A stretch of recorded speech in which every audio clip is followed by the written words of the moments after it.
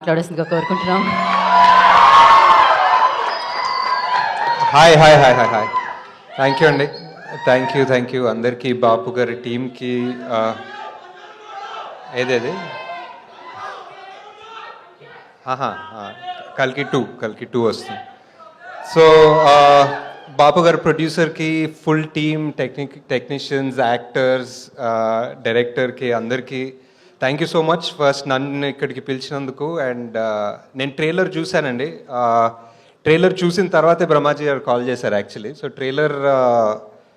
ట్రైలర్లో ఒక last almost title వచ్చే ముందు ఒక షాట్ ఉంటుంది. ఆ ఫుల్ ఫ్యామిలీ ఒక డోర్వేలో నిల్చొని అలా చూస్తుంటారు. సో జస్ట్ అంటే ఏం చూస్తున్నారు, ఏం చేశారు వీళ్ళు, ఏం జరిగింది సినిమాలో అని ఒక చిన్న క్యూరియాసిటీ ఉంటుంది. ట్రైలర్ కూడా చాలా బాగా కట్ చేశారు. And it felt like a really good film. బాగుంది సార్. మీ fan sir. Thank you sir. మీరు మీ స్పీచ్కి fan also sir. So just అంటే ఇప్పుడు కల్కి పెద్ద బడ్జెట్, అలా ఇది చిన్న బడ్జెట్ అలా పెట్టుకోకుండా మన తెలుగు సినిమా ఆడియన్స్ బేసిక్లీ ఎంత మంచోళ్ళు అంటే, సినిమా బాగుంది అంటే ఫస్ట్ షో సెకండ్ షో లోపల టాక్ వెళ్ళిపోతుంది. సెకండ్ డే హౌస్ఫుల్స్ ఉంటాయి. అండ్ థర్డ్ డే నుంచి మళ్ళీ తండేలు అన్నారా. సో యా, జస్ట్ బ్యూటిఫుల్ అండి. సో ఐ థింక్ ఈ సినిమా అన్ని గుడ్ వైబ్స్ ఉన్నాయి. ట్రైలర్ చాలా బాగుంది, మ్యూజిక్ చాలా బాగుంది. అండ్ కాస్ట్ ఆబ్వియస్లీ అందరు చాలా talented, each and every one. అంటే మనీ కూడా మన మేమ్ ఫేమస్లో ఉన్నాడు, అండ్ మేల్లో కూడా చేశాడు. అండ్ చాలా ఇంటెన్స్ ఉంటాడు స్క్రీన్ మీద. బ్రహ్మాజీ గారి గురించి ఎక్కువ చెప్పనవసరం లేదు, అందరూ ఆల్రెడీ చెప్తారు. సార్ జాతి ఒక్క మాట చెప్పమంటారా సార్? మన డైలాగ్ ఏంటి సార్ జాతిరత్నాల్లో? నాలెడ్జ్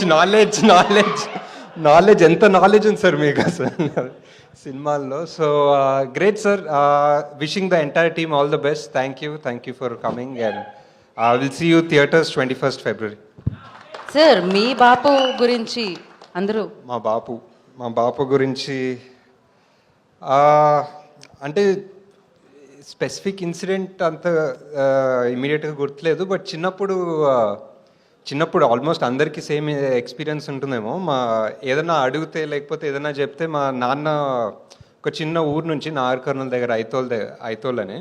సో ఎప్పుడు చెప్పేవాళ్ళు, స్కూల్కి వెళ్ళడానికి నేను ఒక 14 కిలోమీటర్లు నచ్చి వచ్చేవాడిని.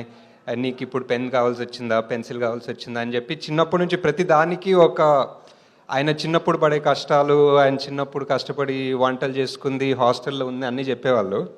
సో ఏంటి అంటే ఆబ్వియస్లీ ప్రతిదానికి ఇదే చెప్తున్నారు స్టోరీ అనుకునేవాడిని చిన్నప్పుడు. కానీ నాకు మొన్ననే అంటే నేను కూడా ఇప్పుడు బాపోయాను, నాకు కూడా ఒక పిల్లోడు ఉన్నాడు.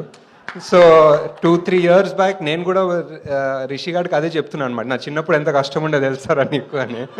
సో అప్పుడు వెళ్ళి బాపుకి హక్ చేసుకోవాలనిపించింది బేసిక్లీ.